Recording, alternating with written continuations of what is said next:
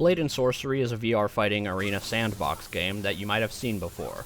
Well, I own it now, and there's some things to discuss. This game is stellar. If you are psychopathic, need to blow off some steam, want to live a power fantasy, whatever your desire, I'm confident Blade and Sorcery will have something for you. The game itself is pretty straightforward, but this video is less so because nothing I do can ever be simple. Instead of playing the game, I immediately added so many mods I couldn't launch it. Thankfully, there's official mod support, so I spent hours getting my game to work so I could do the unthinkable to some poor NPCs.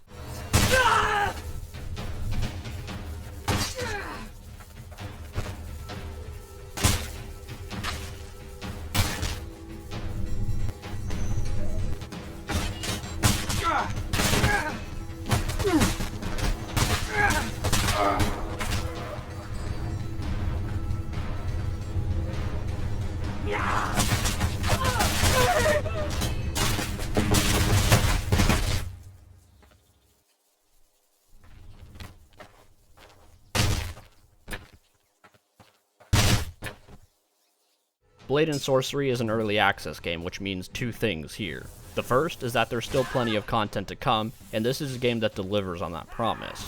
More importantly, be aware of updates because new versions of the game can interfere with mods, so you may have some incompatibility issues. A lot of mods are fairly simple weapon additions, but still add so much. Do you know how much fun a single weapon can add? A whole lot. I downloaded a slasher pack with weapons from horror movies, and almost exclusively played with the chainsaw. The first time I grabbed it, I started swinging around and flailing, doing my best recreation of the end of Texas Chainsaw Massacre. You don't even need murder for good times when power tools are involved. But why stop there? Add Doom, the Crucible, which is so badass it plays rip and tear from the second you activate the blade.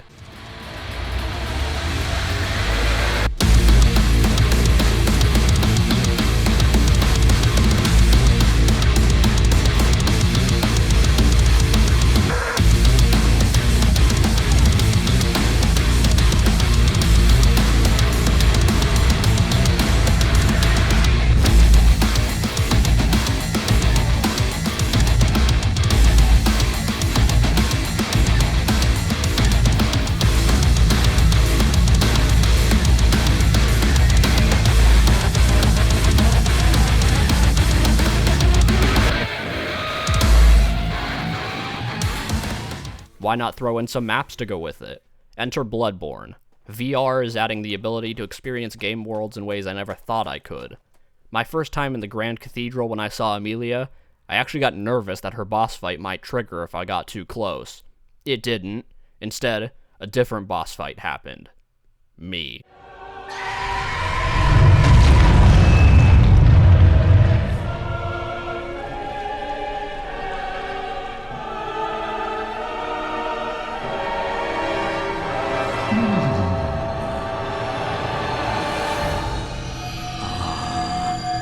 You were at my side all along.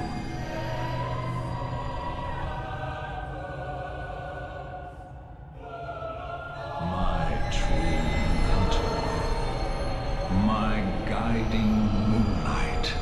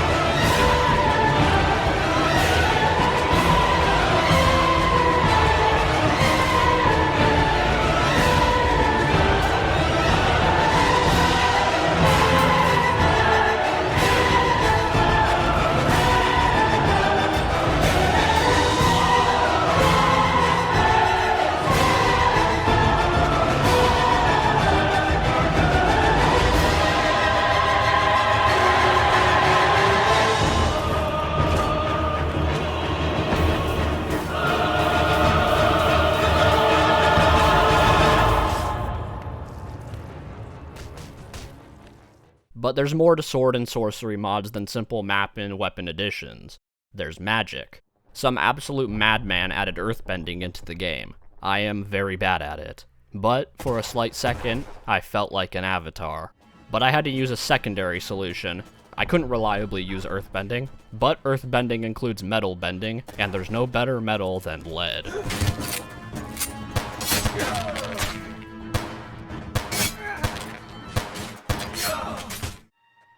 I've played Vader Immortal, and it was pretty cool at times, but it was such a disappointment considering what the Star Wars license could be getting from VR. Blade and Sorcery has you covered. Mos Eisley, bounty hunters, blasters, lightsabers, it's incredible. At one point I was nearly surrounded, holding off my attackers with dual lightsabers, watching the shadows on the ground to see where people were and who was preparing to attack. And in that moment, I felt like a Jedi. It was magical. So what's the point of all this? Well, first, buy this game. It's a small team and modders who are pushing VR in ways AAA studios seem unable or unwilling to. This needs to be supported. But more importantly, it's a glimpse into what's possible with VR. Just a single mod and I had a more authentic Star Wars experience than the official Star Wars VR game. Wandering through a single room of Bloodborne in VR filled me with so much more dread than most horror games I've played. Slicing people apart with the Crucible made me feel so badass in that special, pure testosterone Doom way, and just made me wish we could have had a VR port of any Doom game except for 3. Imagine a fully fleshed out Avatar game in VR, allowing you to gesture to control elements and use different abilities without complicated button combos. Blade and Sorcery exposes how fun VR can be, and how much we can do with it, but also how little is being done with the medium.